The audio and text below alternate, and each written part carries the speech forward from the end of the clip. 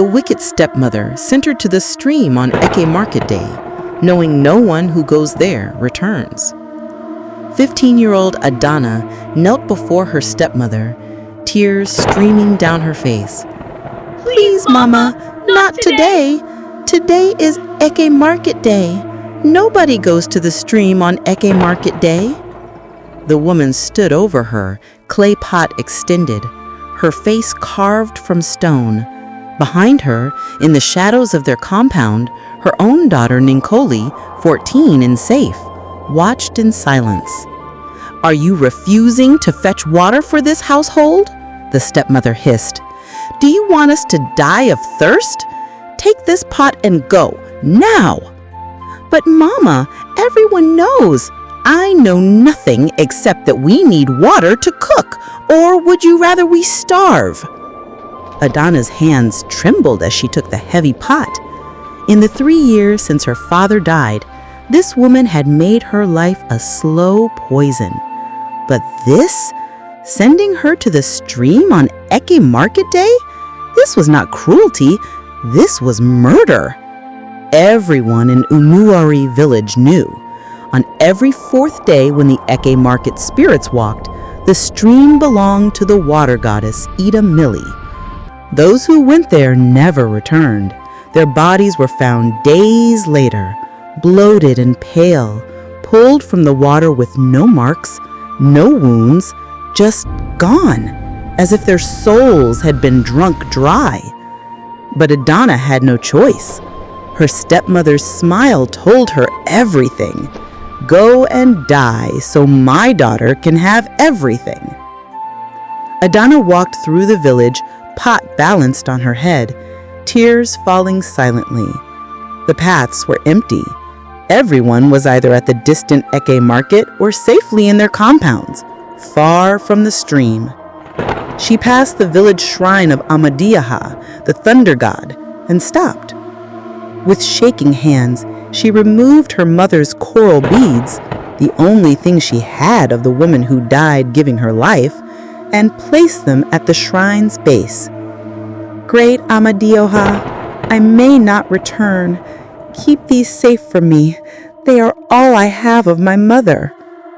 Then, driven by instinct she didn't understand, she reached out and took one of the shrine's sacred stones, a small red stone marked with white chalk, used in offerings. "Forgive me, Great One. If your protection comes with me, perhaps I will return for my mother's beads." She slipped the stone in her wrapper and continued toward the stream. The water was so clear it looked like liquid glass, so bright it seemed to glow from within. Adanna recognized it immediately. This was not ordinary water. This was Imeri Nuso, sacred water, touched by the goddess herself. Her hands shook as she filled the pot. The forest around the stream was silent. No birds, no insects, just the sound of water flowing and her own heartbeat thundering in her ears. She lifted the pot to her head. That's when she felt it.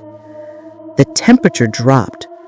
The water surface began to ripple though there was no wind, and from the depths rose a figure, beautiful and terrible, with skin like river stones and eyes like drowning pools.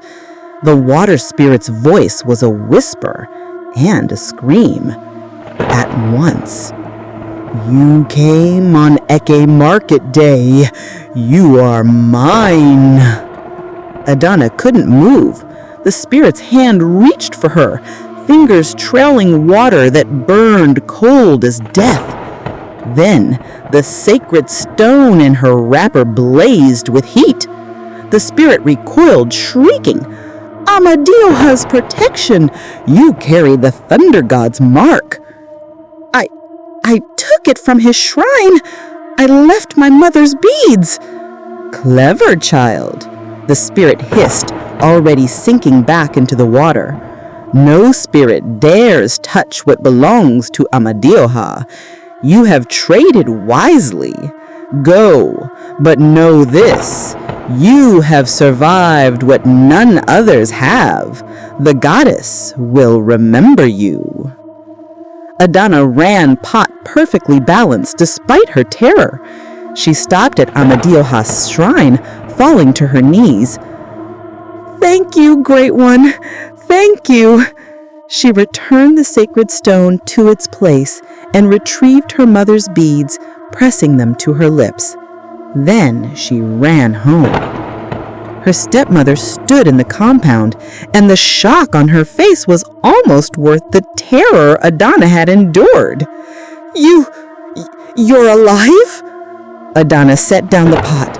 The water inside glowed faintly, unmistakably sacred. The stepmother's eyes widened. She knew that glow. Everyone in Umuorie knew. For generations there had been a prophecy. Whoever fetched water from the stream on Eke Market Day and returned alive would be crowned the chosen of Idemili, blessed by the water goddess, granted favor and protection for life. The woman's cruel mind turned immediately. If this orphan girl would be celebrated and crowned, why not her own daughter instead? "Ninkoli, take a pot, go to the stream, quickly." "But Mama, you said—" "Go, now." She pushed her confused daughter toward the path, then ran through the village shouting, "My daughter has gone to the stream on Eke Market Day. Come, witness, come, celebrate. She will return as the goddess's chosen." Villagers gathered, murmuring. If the girl truly returned, she would become princess of the water goddess, blessed beyond measure. They waited and waited. The sun began to set. Ninkoli did not return. The stepmother's wails filled the night. Search parties found Ninkoli's body at dawn, floating in the sacred stream, her eyes open and empty. In her grief-maddened rambling, the truth spilled out. "I shouldn't have sent her. I only sent her because the other girl went and returned. I wanted my daughter to have the blessing instead. I wanted—" The crowd fell silent. Then someone said quietly, "You sent Adanna first, knowing she would die." The village elder stepped forward. Adanna survived not by luck, but by wisdom and faith. She sought Amadioha's protection. She respected the gods. Your daughter went only for glory, with no reverence, no humility. They crowned Adanna that evening, draping her in white cloth and coral beads. From that day forward, she became the water goddess's priestess. People brought offerings, sought her blessings, and she never wanted for anything. Her stepmother lived on, but as a shadow. Every market day she would go to her daughter's grave and weep.